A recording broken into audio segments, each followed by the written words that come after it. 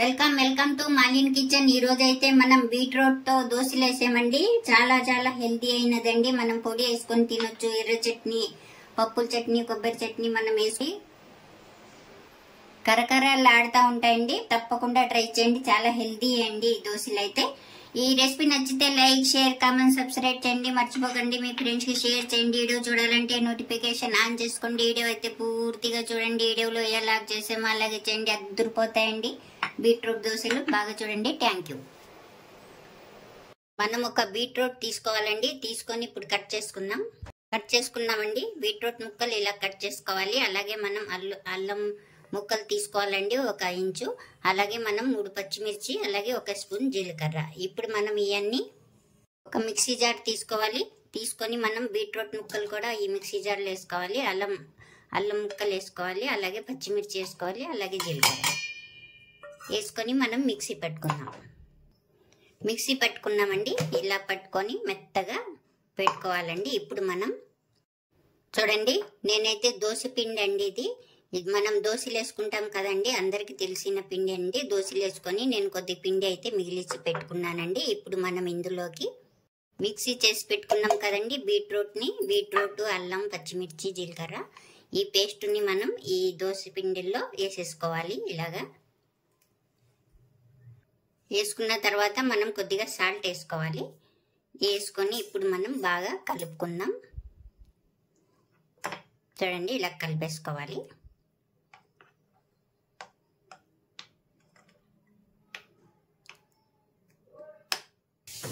చూడండి, బాగా ఇలాగా అయితే మనం కలిపి పెట్టేసుకున్నాం। ఇది బీట్రూట్ వేసుకొని దోశ పిండిలో ఇలా పెట్టుకున్న తర్వాత మనం పక్కన ఇప్పుడు ఇంకో ప్రాసెస్ చూద్దాం। మనం ఒక దోశ పెనం తీసుకోవాలండి। తవ్వ తీసుకున్న తర్వాత బాగా శుభ్రంగా కడిగి తీసుకోవాలి। ఇప్పుడు మనం ఒక 2 చుక్కల ఆయిల్ అయితే వేసుకోవాలి। వేసుకొని మనం టిష్యూ పేపర్ తీసుకొని బాగా రాసేసుకోవాలి అంతటిని। బాగా కాలిన తర్వాత మనం బ్యాటర్ని, దోసపిండిని, ఈ బీట్రూట్ బ్యాటర్ని మనం ఇలా కలుపుకొని చెంచాతో ఇలాగేసుకోవాలండి। వేసుకొని బాగా ప్రెస్ చేసుకోవాలి। ఇలాగే మనం ఎంత బాగా వస్తుందో ఇలాగే వేసుకోవాలి।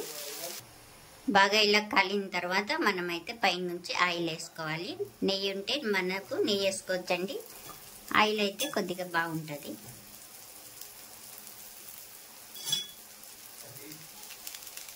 ఇంకా కొంచెం కాలాలండి, దోశలాగే కాలాలి।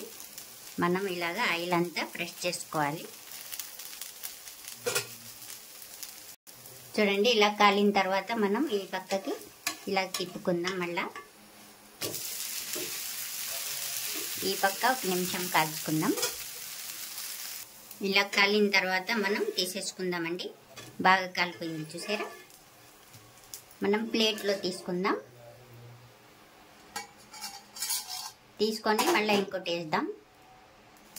ఇది కూడా కాల్చుకున్నామండి। మనం సోడా పొడి అయితే వేసుకోలేదండి। ఇలాగే క్రిస్పీగా మనకు లేదు మెత్తగా కావాలంటే ఈ పక్క ఆ పక్క తిప్పుకోకుండా ఒక పక్కనే మనం చేసుకోవాలి। చూడండి, ఇదైతే క్రిస్పీగా బాగుంటాయి ఇలాగైతే। అంతే అండి, రెడీ అయిపోయిందండి బీట్రూట్ దోశలు అయితే। ఈ రెసిపీ మీకు నచ్చితే లైక్ చేయండి।